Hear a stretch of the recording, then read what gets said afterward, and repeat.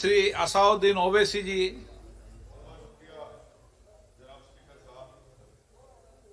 Sir, मैं इस bill की मुखालिफत में खड़ा हूं और इसलिए खड़ा हूं क्योंकि मेरा एक पार्टी का कंसिस्टेंट पोजीशन है कि जब इस हुकूमत ने दफ़ा 370 को अपनी ब्रूट मेजॉरिटी के ताकत की बुनियाद पर अनकॉन्स्टिट्यूशनल तरीके से उसको ख़त्म किया, मैंने उस वक्त कहा था कि कॉन्स्टिट्यूशनल ब्रीच है और मेरा ये कंटिन्यूस मौक़िफ़ है। सर, मैं इस बिल की मुखालिफत इसलिए भी करता हूं क्योंकि इसी ऐवान में खड़े होकर वजीर दाखिला ने कहा था कि ये हुकूमत जल्द से जल्द रियासत जम्मू कश्मीर के स्टेटहुड को बहाल करेगी। आज आप उस अपने वादे से मुनहरिफ हो रहे हैं क्योंकि जब आप जम्मू कश्मीर केडर को एमगुट में मिला रहे हैं तो इससे आपकी नीयत का साफ इजहार होता है कि आपने जिस ऐवान को उस वक्त वादा किया था कि जम्मू कश्मीर की दोबारा रियासत को बहाल किया जाएगा, वो सच्चाई पर मुबनी नहीं था, वो सिर्फ महज अल्फाज थे या जुमले थे। तीसरी बात यह है कि सर, एक ऐसी रियासत जहां पर मुसलमान तनासुब में ज्यादा हैं मगर पहले से अफसरशाही में उनका तनासुब बहुत कम था। मैं आपका आदाद शुमार आपके सामने रखता हूं सर। 24 सेक्रेटरी के पोस्ट हैं जिसमें से सिर्फ 5 कश्मीरी मुसलमान हैं। 58 IAS के पोस्ट में सिर्फ 12 मुसलमान हैं, यानी 17.24। 2011 की मरदमशुमारी के मुताबिक सर जम्मू कश्मीर में 68.31 मुसलमानों की आबादी है और 28% हमारे हिंदू भाइयों की आबादी है। मगर अगर आप देखेंगे टायर 2 में सर दूसरे दर्जे के 523 इंतजामी अफसरान, जिसे कश्मीरी एडमिनिस्ट्रेटिव ऑफिसर सर्विस कहते हैं, 220 यानी 523 में से 220 यानी 42.6 कश्मीरी मुसलमान हैं। IPS में आ जाइए सर, 66 पोस्ट हैं जिसमें से सिर्फ 7 मुसलमान हैं। दूसरे दर्जे के अफसरान में 248 में 108 यानी 43.54% मुसलमान हैं। अब आप मुझे बताइए कि आप क्या करने जा रहे हैं। अच्छा सर, यहां पर यह कहा गया कि कश्मीर बड़ा बैकवर्ड है। कश्मीर का खित्ता बैकवर्ड नहीं है, ये आपकी गलतफहमी है और आपके जो दिमाग में जो फीड किया गया है वो नफरत की बुनियाद पर। सच्चाई यह है कि इस खित्ते में गुर्बत की सतह से नीचे का तनासुब 10.31 है और पूरे भारत में 21.92 है।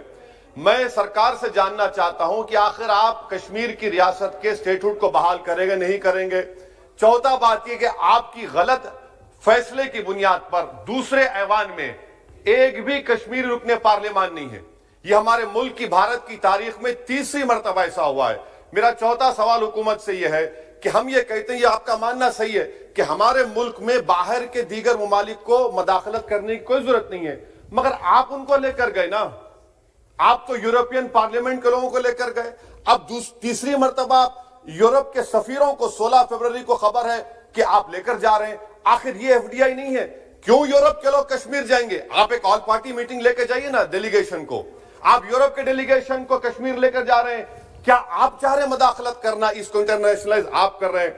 मैं वजीर दाखिला से पूछना चाहता हूं सर कि आखिर कितने बच्चे कश्मीर के आगरा की जेल में, बरेली की जेल में, अंबेडकर नगर की जेल में है।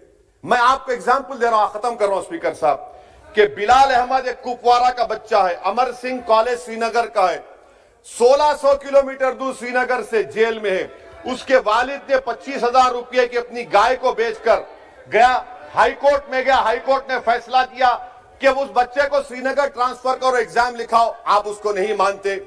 एक और फैयाज है बरेली के जेल में, इसको आपने बरेली के जेल में डाल दिया। उसके वालिद ने 35,000 रुपया का कर्जा लेकर गया। अब बताइए आप, नवीद है बारामुल्ले का, कहां से ये अपनी जमीन बेचकर उसके वालिद गए।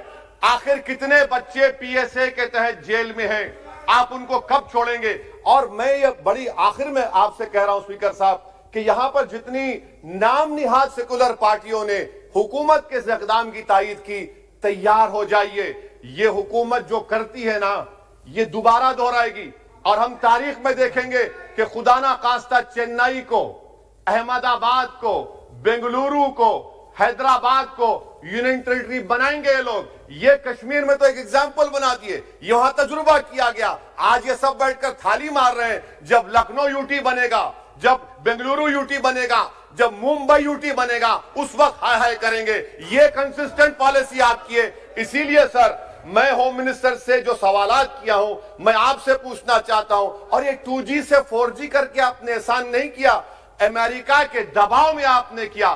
بریڈ شرمن سے بھارت کے سفیر نے ملا, امریکہ نے سٹیٹمنٹ دیا اور آپ نے 2 دن میں 4G کو بحال کر دیا. آپ اس مسئلے کو انٹرنیشنلائز کر رہے ہیں, یہ غلط ہے, اور اس سے کشمیری عوام کا ڈس ایمپاورمنٹ ہوگا, ایلینیشن بڑھے گا. شکریہ سر.